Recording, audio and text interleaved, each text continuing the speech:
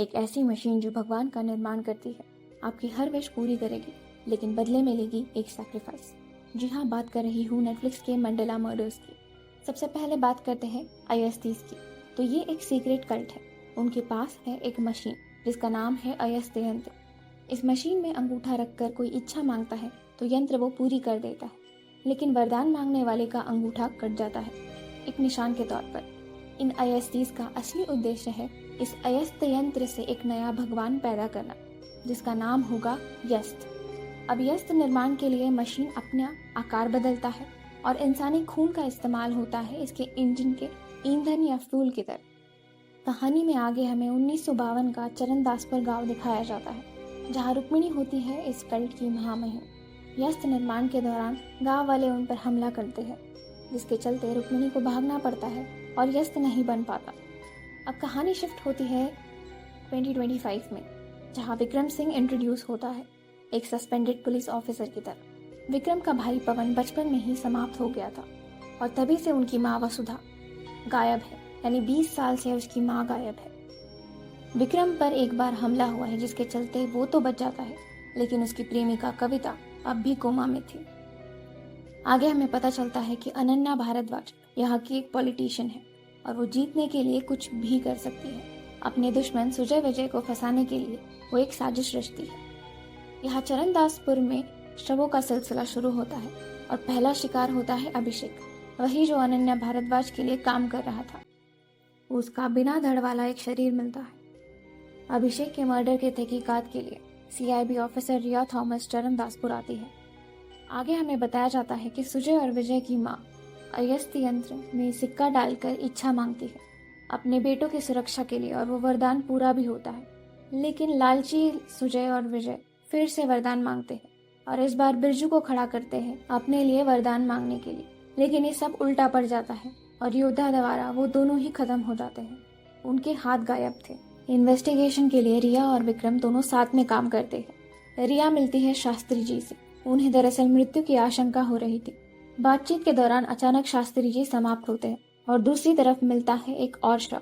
Shockingly वो थी शास्त्री जी की पत्नी कालिंदी, जिसने खुद ही अपना सर काटा था और वो एक योग मुद्रा में थी। रिया और विक्रम को कालिंदी के घर में आर्ट सिंबल्स और कुछ सिक्के मिलते हैं। आगे की जानकारी के लिए वो दोनों जिमी नाम के एक व्यक्ति के पास जाते हैं। वहाँ उन्हें पता चलता है कि ये आर्ट सिंबल्स अयस्त मंडल से जुड़े हुए हैं और उन्हीं सिंबल्स के हिसाब से कत्ल होते हैं।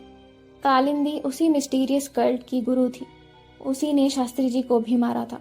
ये पैटर्न बनता है मंडला पैटर्न, और इसी पैटर्न के हिसाब से सारे विक्टिम्स चुने जा रहे थे, जैसे गुरु का सर यानी कालिंदी का सर, आसुरों की भुजा यानी सुजय विजय के कटे हुए हाथ। जिमी को दरअसल ये सारी जानकारी थी, क्योंकि उसी के दादाजी ने 1952 में मंडला को स्टडी किया था और रुक्मिणी और अयस्तीस को यस्त निर्माण के दौरान रोकने वाले भी वही थे। उन्होंने गांव वालों की मदद से प्रक्रिया रुकवाई थी।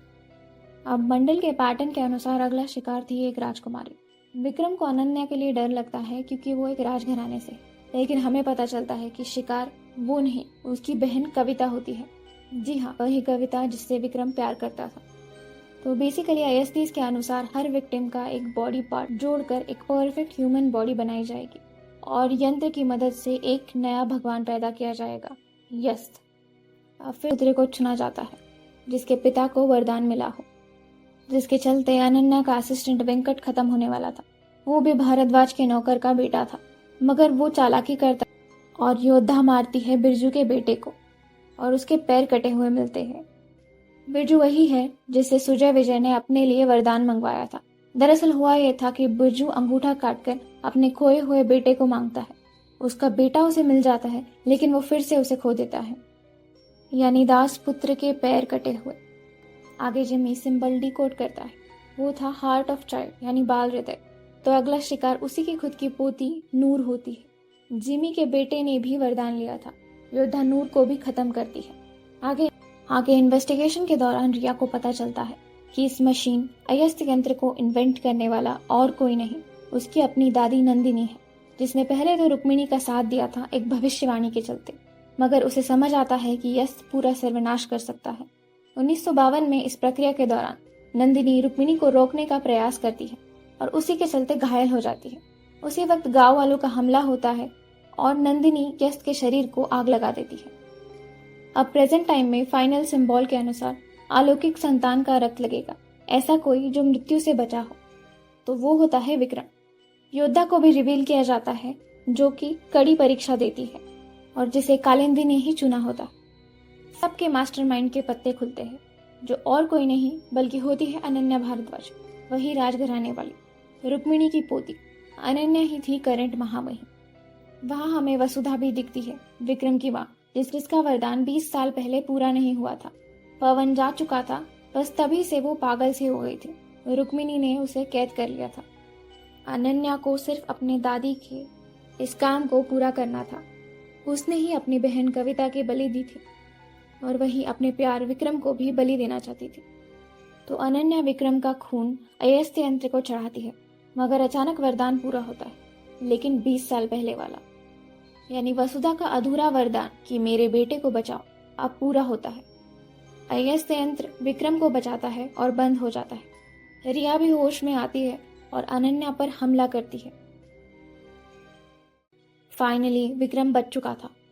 योद्धा को भी जेल होती है और मुसीबत खत्म हो चुकी थी, लेकिन कई सारे सवाल अधूरे थे। रिया उन्हीं सवालों को जवाब ढूंढती है। फाइनल सीन्स में दिखाया जाता है कि योद्धा जेल से आजाद हो चुकी है। अयस्त्य यंत्र भी वापस जाग चुका है, यानी वापस सब एक्टिवेट हो चुका है और बस यही कहानी खत्म हो जाती है। तो ऐसे ही क्विक मूवी एक्सप्लेनेशंस के लिए कहानी रन चैनल को सब्सक्राइब कीजिए।